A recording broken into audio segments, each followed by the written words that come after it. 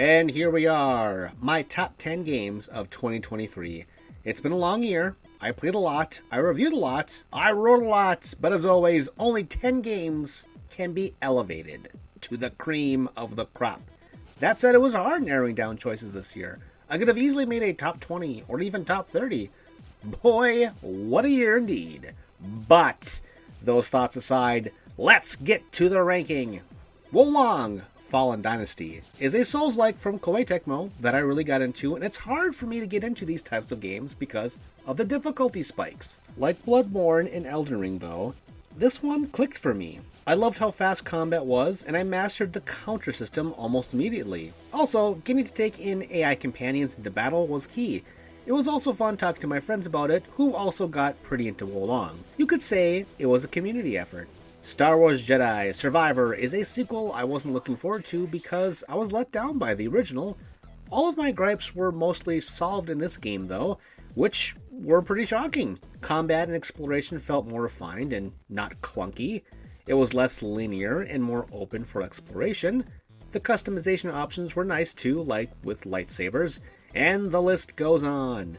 The only major downside I had was with the villains. It would take a lot to get into involving spoilers, so I will leave it at that for now. But yes, it was a very good Star Wars adventure overall. The Legend of Zelda Tears of the Kingdom is another sequel that I thought I didn't need until I got my hands on it. Now, this love comes with many caveats. Even though some sections of Hyrule changed, it was ultimately the same map.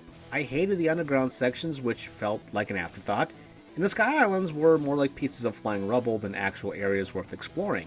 Also, the building components were a bit clunky, and the weapon system... don't get me started on that one.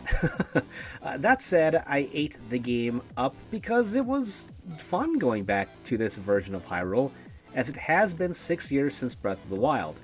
Playing it made all those complaints melt away, and I can't explain it more than saying there's just this magic to its open world that called back to me. The Dead Space remake was a bigger deal than the Resident Evil 4 remake, even though it had been less time since the first Dead Space came out comparatively. However, the franchise has been dead since the third entry, and I've been playing Resident Evil games seemingly non-stop for years. So I felt like Dead Space was more deserving of a spot, even though both are great horror remakes.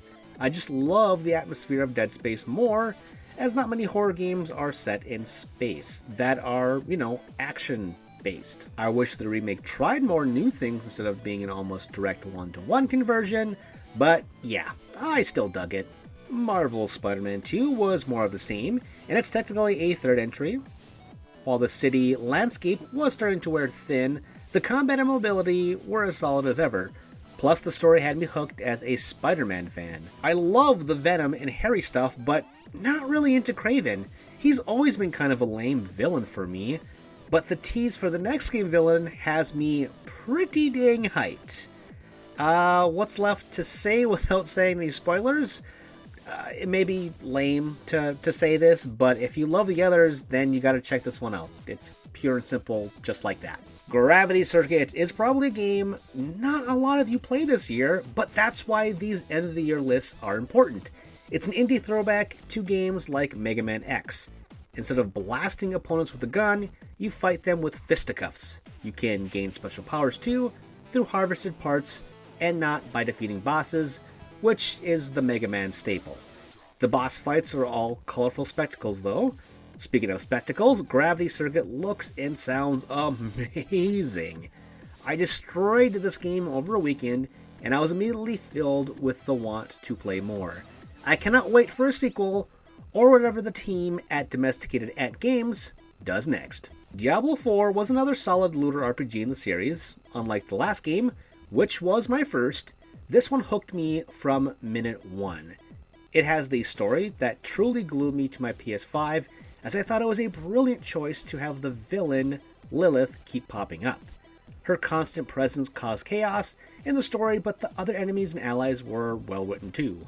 Of course, the combat kept me intrigued as well, and the open world structure was an innovative idea for the series, although I will complain a little bit.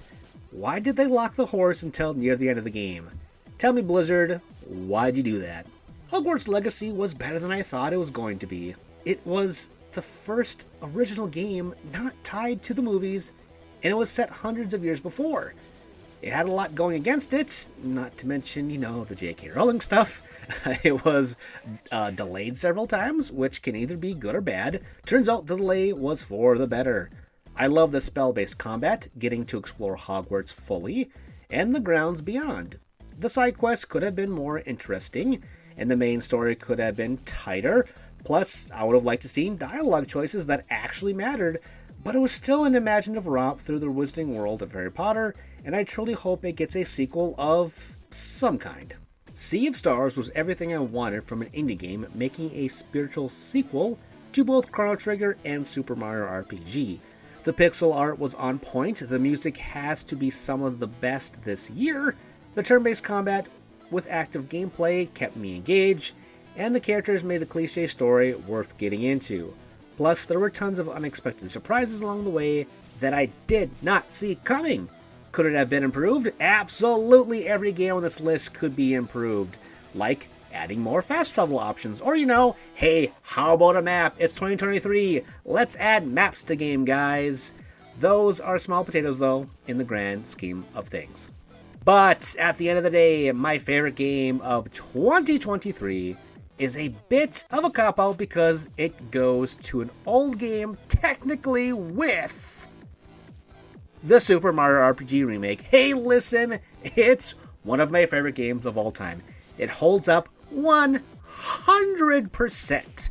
It's the best RPG starring Mario, with Superstar Saga coming in at a close second. It did so much right for the Super Nintendo at the time, like taking Mario to new places, introducing combat with timed attacks. The music is still rocking as ever, and the improved graphics helped keep the charm alive with Mario's squat little body. The game features a lot of iconic characters, along with new standouts like Boshi, Booster, and Geno. I would like to have seen more added to the game because it is extremely short when you get right down to it. That's my complaints with all the remakes I've played this year, including the early bits I said about Dead Space and Resident Evil 4. They were all pretty faithful, and I think part of my remake wanting goes back to Final Fantasy VII, which did indeed think outside the box.